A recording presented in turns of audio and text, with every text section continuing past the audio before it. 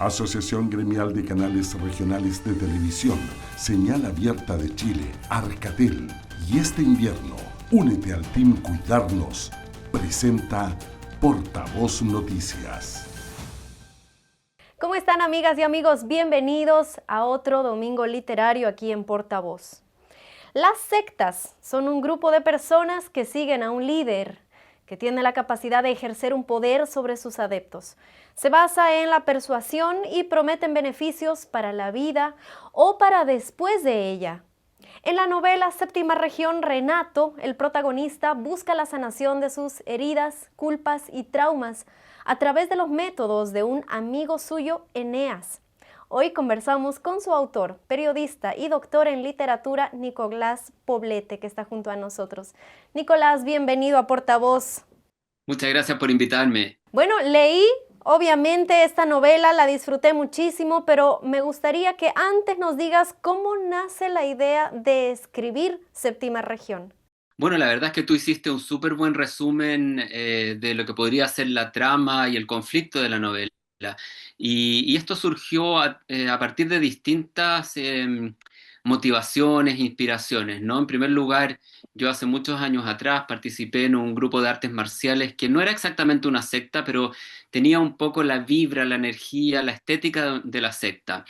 Claro, yo en ese entonces era muy joven y yo creo que la gente joven, o como en el caso de la novela, la gente que está vulnerada por alguna situación en particular, por ejemplo, un duelo, es susceptible de caer en una situación sectaria, ¿no? Donde te prometen todo tipo de sanaciones, ¿no? Una secta, uno en general cuando piensa en una secta piensa en algo bien extremo, pero no necesariamente es así, ¿no? Podemos ver una secta que puede estar situada, por ejemplo, en un grupo de yoga o en un grupo de amigos que son veganos, por poner algunos ejemplos, ¿no?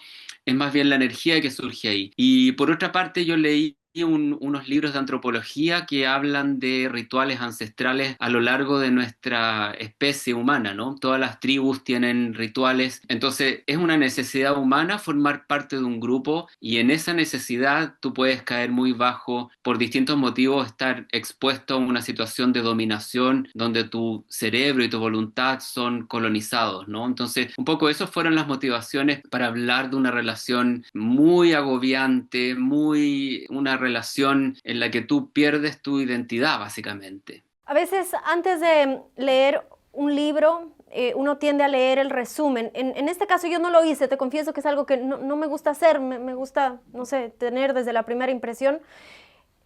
Al principio no lo noté como que se trataba o se iba a tratar de una secta. Simplemente una persona que busca consuelo en otra, en un amigo, un cercano, que tal vez a raíz o a través, mejor dicho, de este tipo de rituales puede encontrar la paz o puede encontrar la sanación. Entonces hay una línea muy delgada, ¿cierto, Nicolás? Es verdad lo que tú dices y de hecho que interesante lo que me comentas porque mucha gente que son sobrevivientes de sectas, eh, que, que logran salir de una secta, muchos tienen esta sensación de sorpresa, de asombro para consigo mismo y cuando tú ves a una persona que está cayendo en una secta, tú dices, ¿cómo no se da cuenta que está en esto, ¿no? ¿Cómo, ¿es tonto esta persona o qué es lo que le pasa? Pero en general, como han demostrado los estudios, la gente que cae aquí es gente, entre comillas, normal y gente inteligente, ¿no? O sea, tú te sorprenderías. Y es lo que tú experimentaste al leer que no te das cuenta. Y eso es un poco lo que ocurre. No te das cuenta cómo empiezas a caer en una relación tóxica. Y en el caso de la novela, estamos hablando de una secta de dos personas que está llevada a su mínima expresión, ¿no? ¿Qué es lo que podemos ver también en algunas parejas, ¿no? Donde tú ves que una es dominada por otra, o tú dices, ¿por qué sigue con esta persona si es evidente que es tóxica, le está haciendo mal, la está maltratando? Pero la persona hace cálculos o piensa, bueno, no es tan malo, o si estás en una pareja y dices, pucha, tenemos hijos de por medio, quizás es peor terminar esta relación que seguir en esto. Entonces muchas veces tú no te das cuenta que estás cayendo en una trampa, básicamente. Qué interesante, claro, cómo lo comparas, es absolutamente más frecuente de lo que pensamos. Una pregunta que seguramente muchos te la hicieron y te confieso que a mí también aquí detrás de cámaras, el nombre, ¿por qué Séptima Región? Bueno, en Chile, hace años atrás se denominaba el país con las regiones primeras del norte al sur, primera, segunda, tercera, cuarta, ¿no? Estos hace años ya que esa denominación no vale. No hace tantos años tampoco, pero eliminaron esa nominación para no hacer una cosa jerárquica de que los primeros, los segundos, los terceros, ¿no? Entonces esa región ahora se llama región del Maule en Chile. Pero también sé que tiene que ver con una región del cerebro, cuéntanos. Exacto. Entonces encontré interesante hacer un juego entre una zona geográfica que ya no se llama así, pero que gente mayor sigue llamándola así, porque es parte de su imaginario, es parte de lo que tú viviste. Esto uno lo ve en gente mayor que de repente llaman de una forma cosas que ya tienen otro nombre, ¿no? Que tienen otra conceptualización. Y por otra parte, entonces es una manera de hablar de un lugar que ya no existe, pero que sí existe en tu imaginario, en tu identidad. Y por otra parte, la séptima región es una zona en el cerebro que procesa toda la información que nosotros recibimos a través de los sentidos, ¿no? El tacto, todos los sentidos, la visión, el olfato. Esa región en el cerebro se llama la séptima zona, la séptima región. Entonces encontré, como en la novela hay muchos rituales y hay muchas eh, pruebas por las que tiene que pasar este discípulo, que algunas, como te comentabas, tanto más de ritos ancestrales donde tomaban drogas, plantas alucinógenas. Entonces, eso encontré interesante hacer un juego entre la séptima región geográfica y la séptima región, cómo procesa nuestro cerebro toda la información, toda la alucinación que puede representar el mundo. Entonces, ese fue un poco el origen del título. Bueno, y nuevamente volviendo a ese tema de que es más frecuente de lo que pensamos, por decir, ahora estamos saliendo de lo que fue el solsticio de invierno. También hay muchos pueblos, ¿cierto?, que a raíz de la historia, a lo largo de la historia, mejor dicho, vienen realizando rituales para recibir este solsticio. Entonces, uno se pregunta hasta qué punto realizar estos rituales, por qué los realizamos, qué es lo que buscamos, hasta dónde estamos acertando o equivocándonos en ellos. Claro, yo creo que el solsticio, como otras manifestaciones de nuestro universo, que nosotros como terrestres tratamos de comprender, ¿no? Con nuestras limitaciones y como en general en todas las culturas hay una organización del mundo, un mito de la creación del mundo, en todas las culturas hay una necesidad de encontrar alguna explicación para las preguntas básicas, existenciales, por qué estamos aquí, hacia dónde vamos, ¿no? Entonces las religiones toman esas preocupaciones y las transforman en instituciones, pero cuando las religiones tradicionales como la católica, por ejemplo, empiezan a fallar para ti, por ejemplo, con los abusos que hemos visto, toda la catástrofe en la iglesia, ¿no? Que es la parte institucional, no estoy hablando de lo que tú puedes creer. Ujú. Mucha gente siente la necesidad de buscar otras cosas. Entonces, claro, hay cuestiones más, por ejemplo, en el New Age o en los movimientos más hippies o que siguen calendarios lunares, por ejemplo. Está la necesidad de tú seguir tu propia conformación, tu propia conjunto espiritual. Y yo creo que eso es lo que ocurre, que nosotros buscamos. De hecho, hay un espacio en nuestro cerebro que debe ser llenado con alguna espiritualidad. No necesariamente una religión, pero sí una espiritualidad que te permita a ti tener una conciencia o una sensación de que formas parte de un todo, ¿no? Eso es una realidad que no se puede negar. Y yo creo que hoy en día hay mucha necesidad de formar parte de algo, precisamente por la fragmentación de la globalización y por la fragmentación que producen las redes sociales, por ejemplo. Esto ya está comprobado, ¿no? El aislamiento al que conducen, la soledad que, que vemos principalmente en las generaciones nativo digitales. Entonces yo creo que hay que tener cuidado porque cuando surgen estos grupos, para mucha gente pueden ser muy productivos y llenar un espacio, pero para otra gente pueden ser muy destructivos y transformarte finalmente en una víctima de un grupo. Y sin revelar demasiado acerca de la novela, ¿cómo describes al personaje principal, a Renato, una persona que sufre una pérdida? Esta pérdida viene acompañada de muchos traumas, viene acompañada de mucha culpa. ¿Cómo lo describes tú? Exactamente. Él es un hombre de 40 años. Cuando esto se sabe al principio de la narración, Sí, cuando vienen del doctor, él tiene un accidente y su esposa muere ahí. Y él estaban haciéndose un tratamiento de fertilización porque querían tener un hijo, ¿no? Y ahí él se da cuenta que él es el que tiene el problema, ¿no? Y se siente muy culpable. Aquí también podemos ver el mandato del hombre, ¿no? Un hombre impotente socialmente es un fracaso, así lo ve él, ¿no? claro, Como porque él tiene digamos, bagaje católico. Él siente que su señora quería un hijo y él no fue capaz de darle eso. O sea, es que un le gran falló, fracaso para él. claro. Exactamente, él falló en ese comando básico en una conformación convencional. No estoy diciendo que todo el mundo tenga que tener hijos, pero él sí quería esto. Exacto. Entonces se siente muy culpable y la culpa es una emoción muy corrosiva, ¿no? Cuando tú la sientes es muy destructiva y te puede inhabilitar y te puede paralizar, porque ¿qué haces tú con la culpa? Quizás otra persona te dice, tú no tienes la culpa de eso, no, no, pero él sí que se siente culpable. Entonces yo creo que es una llamada de alerta también a qué pasa cuando estamos tan vulnerables, cuando nos sentimos tan culpables de algo. ¿A quién acudimos? ¿Quién nos ayuda en una situación como esa, no? Entonces él tiene la posibilidad, su nombre es Renato, que remite a la posibilidad de renacer, ¿no? Es nacer dos veces. Entonces en su nombre ya tenemos la posibilidad de una nueva vida. Vamos a ver, no sabemos bien si él va a aprovechar esta oportunidad o simplemente va a claudicar en el intento, ¿no? Entonces el personaje es una persona buena, intrínsecamente buena, pero con un sentimiento de culpa tan profundo que le impide salir a flote. Yo creo que si es que hay algún mensaje acá es ese que te comenté. ¿Qué hacemos con la culpa? ¿Estamos dispuestos a trabajar para superarla o quizás la culpa es demasiado, sobre todo si tú tienes un bagaje católico y simplemente hay una obnubilación y una erosión de tu psiquis? Qué interesante. Te propongo, Nicolás, que nos vayamos a una pausa y al retornar seguimos hablando de otros personajes que van apareciendo en el libro y para que la gente conozca un poco más acerca de Séptima Región. Hacemos una breve pausa, seguimos aquí en Portavoz.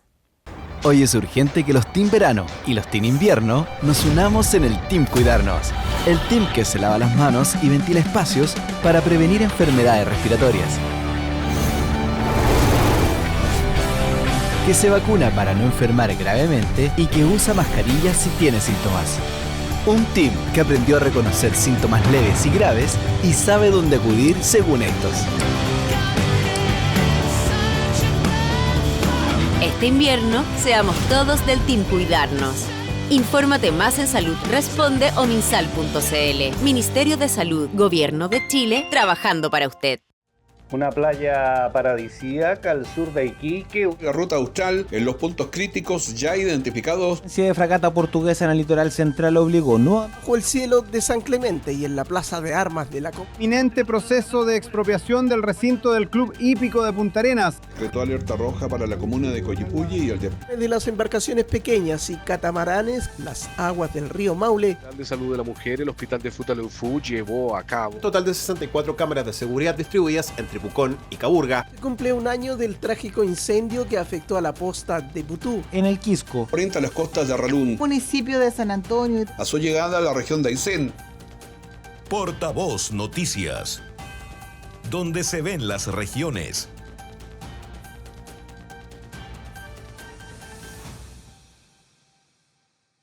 En el Team Cuidarnos sabemos reconocer a tiempo los síntomas graves en niños. Así que presta atención a lo siguiente: respiración más rápida de lo habitual, hundimiento de costillas o apertura en los orificios de la nariz al respirar. Se escuchan silbidos en el pecho o labios azulados. Si presenta cualquiera de estos síntomas, acude con urgencia a un hospital de inmediato. Infórmate más en minsal.cl o llamando a Salud Responde. Un consejo del Ministerio de Salud. Para informarte del acontecer diario. Martes 23 de diciembre, lunes 24 de noviembre, jueves 30 de octubre. Nos desplegamos en todo el territorio nacional para entregar las noticias que nadie más da. Se lo contamos en la nota de ITV Patagonia. TV5 Linares nos cuenta. Antofagasta TV tiene más detalles. Contivisión nos entrega más detalles. Canal 5 de Puerto Montt es en la nota de Holbet TV. Siguiente nota de Canal 2 de San Antonio. BTV nos trae la nota. Le contamos todos los detalles en la nota de Vértice TV. Dando voz a los lugares más recónditos del país. Y tenemos el problema del microbrasural. Estas zanjas generan de que las vicuñas, la avetruz, el suri no puedan cruzar libremente. Que es parte de un proceso de inicio para la descontaminación del lago Villarrica. Limpiarnos, se secan las lágrimas y hay que ponerse a levantar un lugar donde vivir.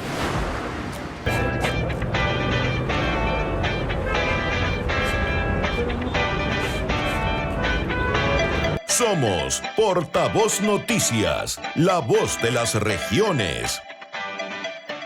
Únete al Team Cuidarnos y aprende a reconocer síntomas leves y graves de las enfermedades respiratorias. Ante síntomas graves, acude de inmediato a tu centro de salud más cercano. Más información en Salud Responde o en minsal.cl. Ministerio de Salud, Gobierno de Chile.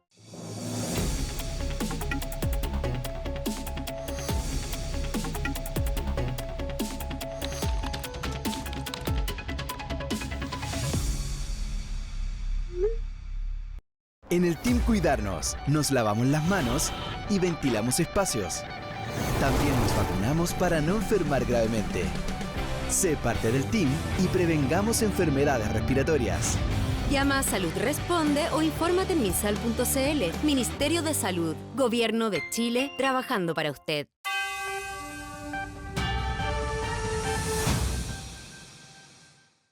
Séptima región, que lo tenemos aquí, es la novela que estamos conociendo un poquito más para que ustedes también tengan la oportunidad, la curiosidad de leerla, y estamos conversando con su autor, Nicolás Poblete, quien está junto a nosotros. Estábamos hablando de uno de los personajes, de Renato, y ahora, Nicolás, me gustaría que hablemos de Eneas, que es tan importante en esta historia.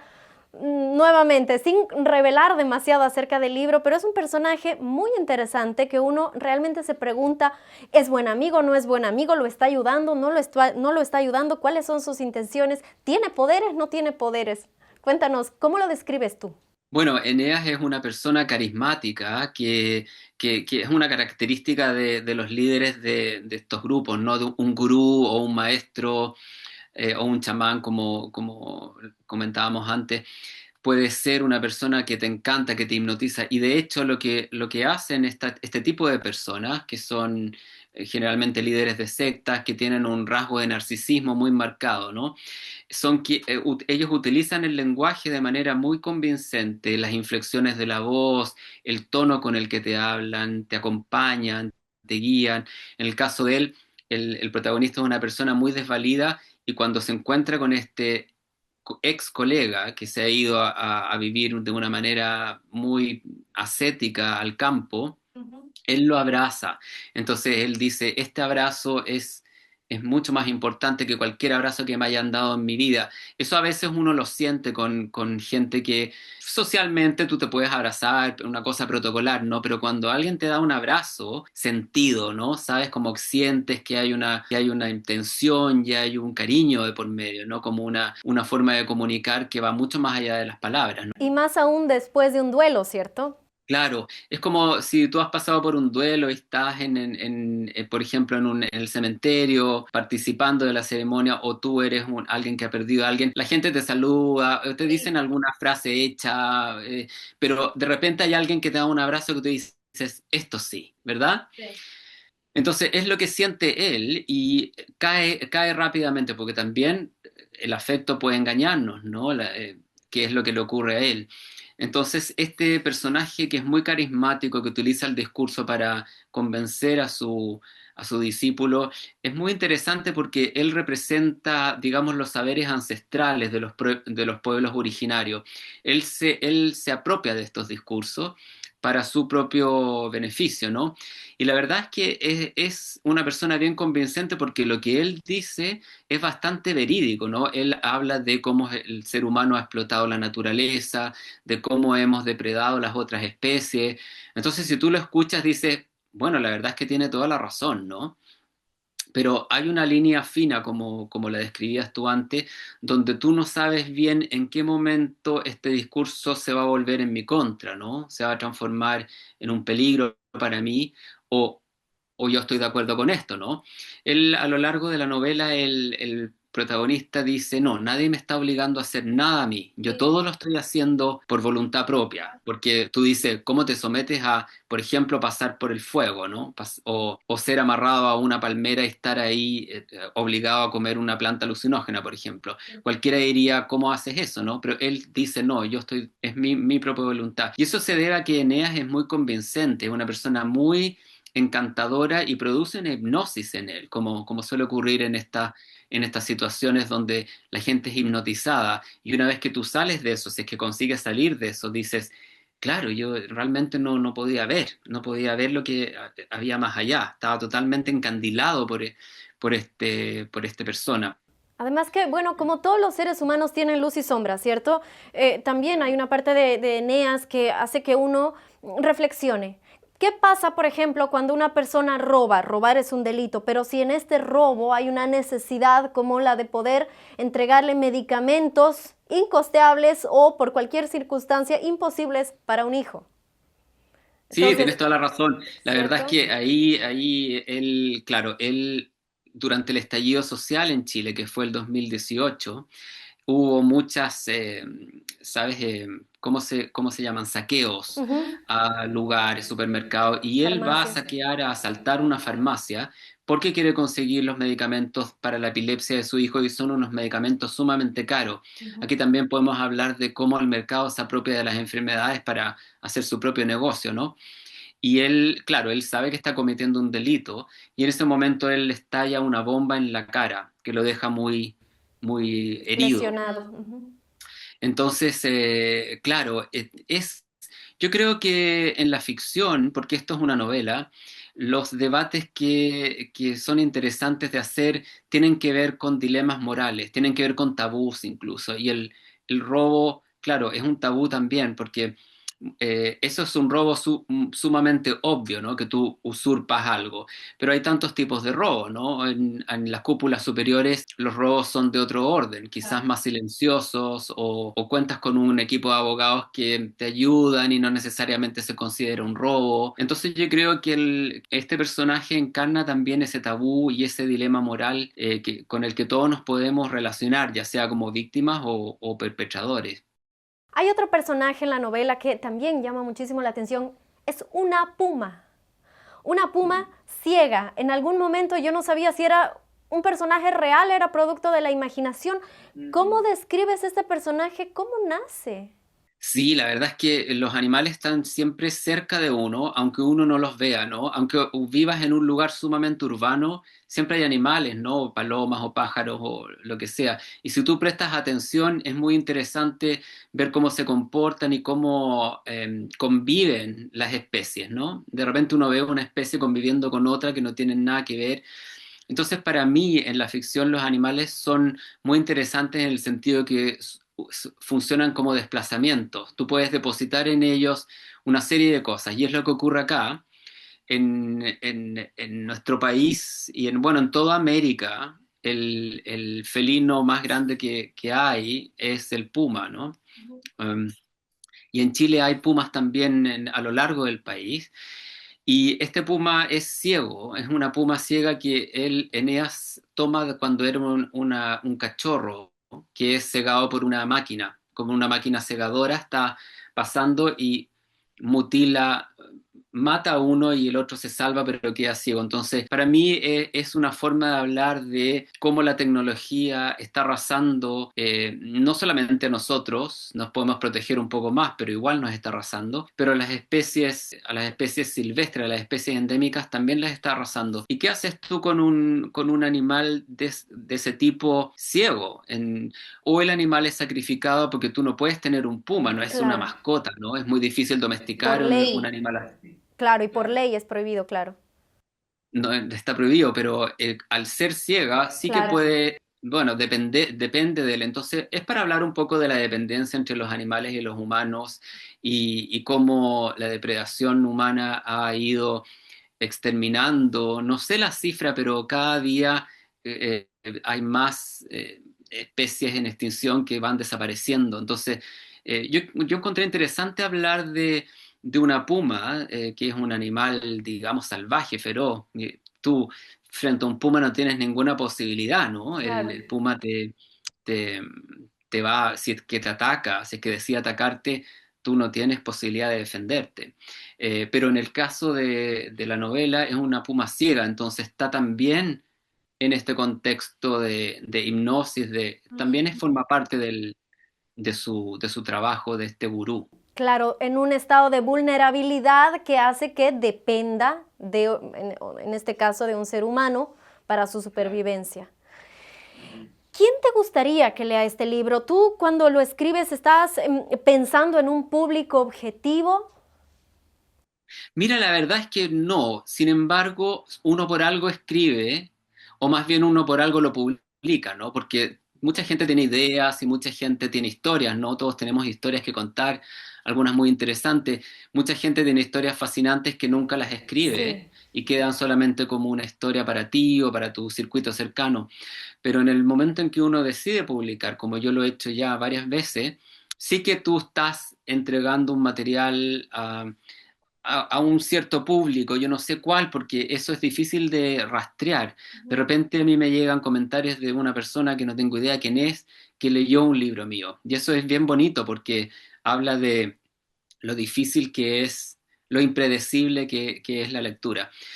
Yo creo que si algo se puede rescatar de este libro es lo que comentábamos en un inicio, que tiene que ver con nuestro lugar como seres vulnerables, ¿no? Cuando tú estás en una situación de vulnerabilidad, cualquiera sea, puede ser un duelo, puede ser una pérdida de un trabajo, puede ser digamos, una pelea con algún amigo muy cercano, puede ser que tú te diste cuenta que tu pareja te engañó, pueden ser un sinfín de cosas. Todos somos susceptibles de sufrir, eso es una obviedad, pero ¿qué pasa a quién acudimos ahí? ¿Qué pasa? ¿Qué hacemos con nuestra vulnerabilidad? Sobre todo si no tienes recursos emocionales, ¿no? Mucha gente cae muy rápidamente en, como se dice en Chile, alguien que te vende la pomada, ¿no? Te pueden vender un discurso y tú dices, oh, eso suena bien y vas para allá, ¿no? Claro. Entonces yo creo que quienes me gustaría que leyeran el libro son gente interesada en indagar en aspectos de nuestra vulnerabilidad, aspectos oscuros también, que hablan de nuestra necesidad de contacto, de nuestra necesidad de ser escuchados, de nuestra necesidad de ser abrazados, ¿no? como el personaje principal en la novela. Y de quitarnos las culpas de repente injustificadas, ¿cierto? Muchas veces. Yo creo que la culpa, cuando uno es como tú te sientes culpa y por eso mismo eres culpable, ¿no? Es como que culpable es el que se siente culpable. Quizás otra persona te puede decir, objetivamente tú no hiciste nada, pero ¿qué pasa que tú te sientes culpable? Eso tiene que ver con tu bagaje, con tu educación, con cómo te criaron, etcétera. Es verdad. Nicolás, te agradecemos muchísimo por haber estado junto a nosotros. Llegamos de norte a sur, por supuesto. Me imagino que hay muchas personas que se encuentran en distintos puntos del país que quisieran leer Séptima Región. ¿Cómo pueden acceder a él? Séptima Región fue publicado en Santiago por la editorial Cuarto Propio y está distribuido en librerías y también está disponible en la página web de la editorial, que es www.cuartopropio.cl. Bien, ¿y algún trabajo próximo? ¿Algo en lo que estés trabajando que quieras compartir con nosotros? Ahora estoy terminando una novela que tiene que ver con el dificilísimo rol de los profesores hoy en día. Creo que la educación es un gran tema y es un gran desafío porque con las nuevas tecnologías está difícil el rol del profesor. El profesor se les exige mucho, ¿no? A los profesores se les exige aprender rápido, se les exige contener a los estudiantes, se les paga poco. Es un trabajo difícil y estoy haciéndolo como un thriller, así que ahí vamos. Quiero hablar de ese dilema actual. Qué bueno. Bueno, las puertas de Portavoz están abiertas, Nicolás, así que por favor, cuando lo tengas listo, ya sabes dónde darlo a conocer. Este espacio está abierto. Gracias, Nicolás. Gracias a ustedes. Ahí estábamos conversando con el autor de Séptima Región, Nicolás Poblete, en este espacio literario Portavoz, como cada domingo. Recuerden que también pueden encontrar la información de nuestras regiones en nuestro canal de YouTube y los invitamos a que nos sigan a través de nuestra cuenta de Instagram, Portavoz Chile. Tengan un excelente inicio de semana. Asociación Gremial de Canales Regionales de Televisión Señal Abierta de Chile, Arcatel, y sé parte del Team Cuidarnos, el team que previene las enfermedades respiratorias, presentó Portavoz Noticias.